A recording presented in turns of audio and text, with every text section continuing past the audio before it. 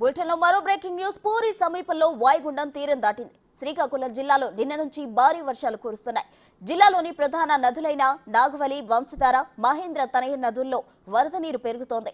వరద నీరు వచ్చి చేరడంతో నాగవలి, వంశధార నదులు పొంగి ప్రవహిస్తున్నాయి. రిజర్వాయర్లలో నీటి మట్టాలు పెరుగుతున్నాయి.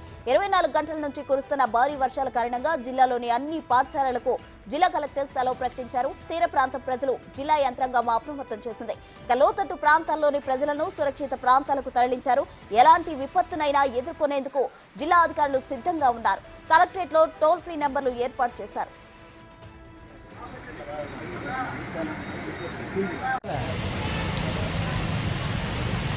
ఎప్పుడు వెళ్తుంది మనం ఎప్పుడు చేస్తాం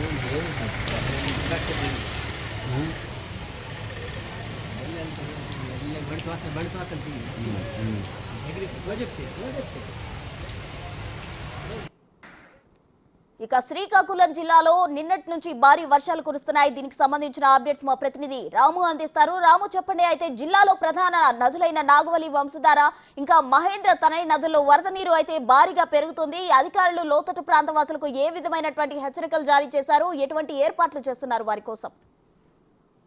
ప్రసూన వాయుగుండం అయితే ఈ రోజు మధ్యాహ్నం పూరికి సమీపంలోని తీరం దాటినట్టు కూడా వాతావరణ శాఖ అధికారులు అయితే ప్రకటించారు. దీని గత 4 రోజులుగా కూడా ఈ అల్పపీడనం తీవ్ర అల్పపీడనంగా మారడం, మరోవైపు అది వాయుగుండంగా మారడంతో గత 4 రోజులుగా కూడా మొత్తం జిల్లా వ్యాప్తంగా కూడా విస్తారంగా వర్షాలు కురుస్తున్నాయి. భారీ నుంచి అతి భారీ వర్షాలు కూడా నమోదవుతున్నాయి. వాగులు, వంకులు కూడా పొంగి ప్రవహిస్తున్నాయి. చాలా వరకు కూడా ఎక్కడికక్కడే కూడా పొలాలన్నీ కూడా పూర్తిగా నీటితో మునిగిపోయి, మరోవైపు చూస్తే పై ప్రాంతాలు మరోవైపు జిల్లా వ్యాప్తంగా కురిసిన వర్షాలతో పాటు ఇదే వాయుగుండం ప్రభావం కూడా అసలు ఒరిస్సా, ఛత్తీస్గఢ్, విదర్భ వరకు కొనసాగడంతో పై ప్రాంతాల్లో వర్షాలు విస్తారంగా కురవడం వల్ల నాగావళి, వంశధార నదులు కూడా ఉధృతంగా ప్రవహిస్తున్నాయి. మరోవైపు లోతట్టు ప్రాంత ప్రజలందరినీ కూడా ఇప్పటికే జిల్లా యంత్రాంగం అయితే అప్రమత్తం చేసింది. లోతట్టు ప్రాంత ప్రజలందరూ కూడా సురక్షితంగా ఉండాలి. మరోవైపు ఏదైతే సముద్రంలో వాయుగుండం ప్రభావంతో సముద్రంలో కూడా అల్లకొల్లంగా ఉంది. 45 నుంచి 50 కిలోమీటర్ల వేగంతో ఈదురుగాలు వేయడంతో మత్స్యకారులు ఎవరు కూడా మరొక 2 రోజుల పాటు ఎవరు సముద్రంలోకి వెళ్లొద్దని కూడా హెచ్చరికలు కూడా జారీ చేశారు.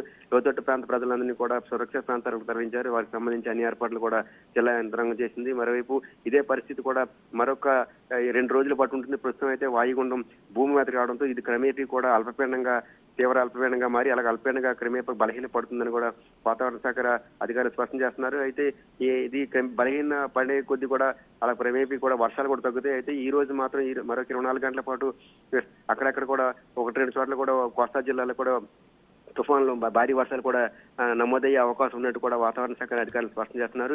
ఎక్కడ ఎటువంటి విపత్తు వచ్చినా ఇమీడియట్ గా కూడా స్పందించేందుకు కూడా జిల్లా యంత్రాంగానికి సంబంధించి కూడా కలెక్టర్ గత 3 రోజులుగా కూడా కలెక్టర్ ఆఫీస్ లో ఉండి పర్యవేక్షిస్తున్నారు. ఎక్కడ ఎటువంటి ఇబ్బంది వచ్చినా ఇమీడియట్లీ కూడా అక్కడ సహాయ చర్యలు కూడా చేపట్టాలంటూ కూడా జిల్లా కలెక్టర్ దినకర్ అయితే అధికారులందరికీ కూడా ఆదేశాలు జారీ చేశారు. ఎక్కడైనా ఏదైనా చెట్టు విరిగిపోయినా లేకపోతే ఏదైనా కరెంటు స్తంభాలు విరిగిపోయినా సరే ఇమీడియట్ గా విద్యుత్ అధికారులు కానీ లేకపోతే జిల్లా రెవెన్యూ అధికారులు కానీ ఇమీడియట్ గా చర్యలు చేపట్టాలంటే కూడా వారికి కూడా ఆదేశాలు జారీ చేశారు. ఎక్కడ కూడా ఎటువంటి ఇబ్బందులు లేకుండా ఇంతవరకు అయితే ఎక్కడ జిల్లాలో కూడా ఎక్కడ ఎటువంటి ఇబ్బందులు తలెత్తే ఇదైతే ఎక్కడ కూడా దానికి సంబంధించిన సమాచారం అయితే ఎక్కడ రాలేదు. కానీ వాతావరణం మరో 2 రోజుల పాటు ఇదే విధంగా ఉంటుంది. కాబట్టి ఈ రోజు నుంచి క్రమేణా ఈ అల్పపీడనం అది వాయుగుండం క్రమేణా తగ్గి కూడా అలాగే క్రమేణా బలహీన పడేది విదర్భ వైపు వెళ్లే అవకాశం ఉంది. కాబట్టి మరొక 2 రోజులు ఈ రోజంతా 1-2 చోట్ల భారీ వర్షాలు కురిసి అక్కడి నుంచి క్రమేణా బలహీన పడుతుంది. అయితే దీనికి సంబంధించి ఇప్పుడు నాగావళి, వంశధార అయితే ఉధృతంగా ప్రవహిస్తున్నాయి. నదీ పరివాహక ప్రాంతాలందరినీ ప్రజలను కూడా అధికారులంతా అప్రమత్తం చేశారు. ప్రసూన,